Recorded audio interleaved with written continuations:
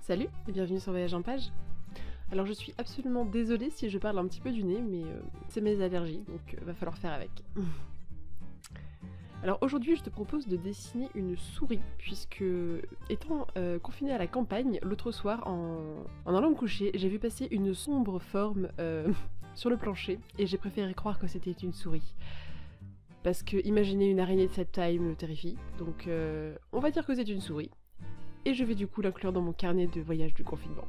Parce qu'il se passe pas non plus des millions de choses palpitantes, donc on va inclure la souris. Oui, alors j'ai un compte Pinterest aussi, si tu veux me suivre là-bas, dessus j'ai tout plein de choses, j'ai tout de dessins à moi, etc. etc. Et tu peux voir mon dossier d'inspiration dessin, il y a plein d'idées, et souvent quand j'ai envie de dessiner mais que je sais pas trop quoi faire, ben je vais piocher là-dedans. Et c'est vachement utile. Voilà, alors c'est un dessin très simple. Comme ça je fais d'une pierre deux coups. Si tu n'es pas très doué en dessin, eh ben je pense que c'est totalement à ta portée, tu vas pouvoir t'en sortir. Et moi, je prends pas trop de risques. Bien, alors le premier conseil que je vais te donner, ça va être de décomposer ton sujet en forme basique. Là, en l'occurrence, je pense que tu seras d'accord avec moi pour dire que cette souris ressemble un peu à une boule. Et c'est un peu ça qui la rend toute mignonne, toute choupie.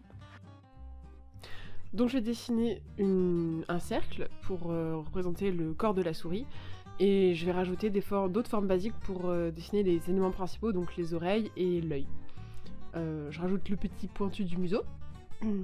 Et après je rajoute quelques petits détails comme le contour des oreilles, la pupille dans l'œil, enfin l'iris. Je sais pas si c'est une iris, une souris. Tu me diras dans les commentaires si tu le sais. Je rajoute l'autre œil qu'on voit derrière la tête. Je vais lui rajouter un gros cul à cette souris. En fait, je pense que j'aurais pu la modéliser avec deux cercles au lieu d'un. Un pour la tête et un pour l'arrière-train. Voilà, j'ai rallongé un petit peu, ça fait plus une forme d'ovale un peu patatoïde.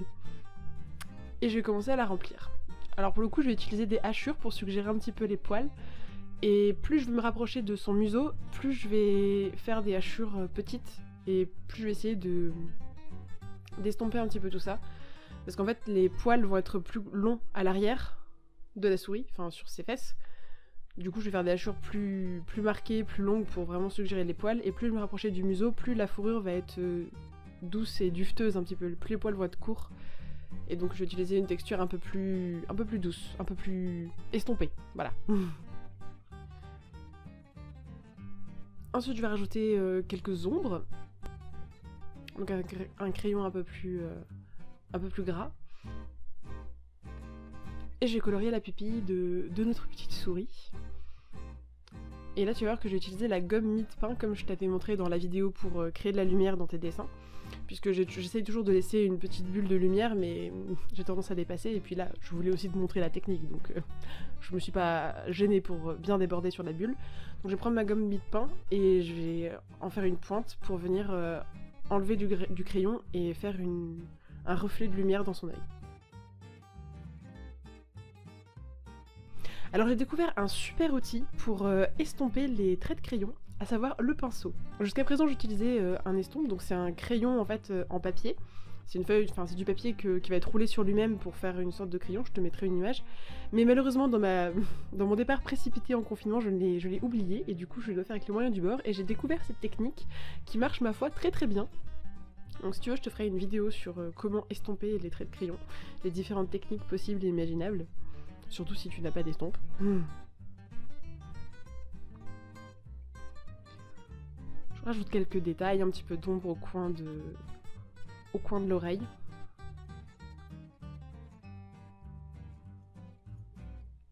L'avantage quand tu reproduis un dessin au lieu de partir d'une photo, c'est que la réalité est déjà passée par l'œil de l'artiste qui l'a interprété et qui en a fait déjà... Enfin, qui l'a déjà traduit, entre guillemets, en mode dessin. Bon, l'inconvénient, c'est que du coup, s'il a fait des erreurs, etc., ben, tu vas te retrouver probablement à imiter ses erreurs. Donc fais quand même attention, si tu peux, travaille d'après photo. Ne t'empêche pas de travailler d'après dessin, mais garde toujours en tête que quand tu reproduis un dessin, tu t'exposes aussi à reproduire les erreurs qu'a pu faire l'artiste en le traduisant en dessin.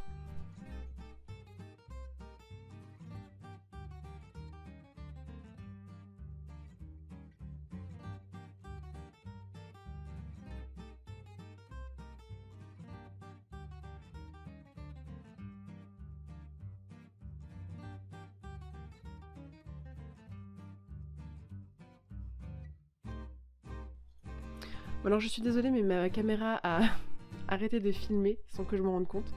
Donc j'ai rajouté un petit peu de lumière avec ma gomme mie-de-pain autour de l'œil de la souris pour faire un petit peu de lumière, éclaircir un petit peu son regard. Parce qu'on est sur une vidéo make-up.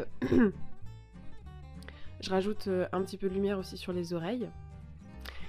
Et je vais aussi finir par rajouter un petit peu de couleur. J'ai juste rajouté un peu de rose. J'ai mélangé un peu de rose, un peu de rouge, un peu d'orange et du blanc en aquarelle pour avoir une couleur vraiment douce.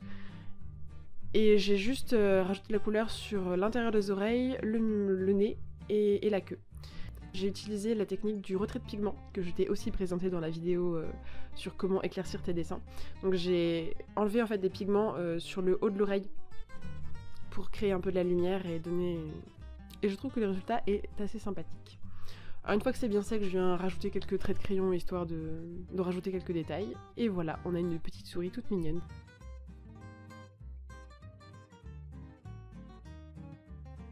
Voilà, j'espère que cette vidéo t'a plu. Si c'est le cas, n'hésite pas à t'abonner. Et puis en attendant la prochaine vidéo, à tes crayons.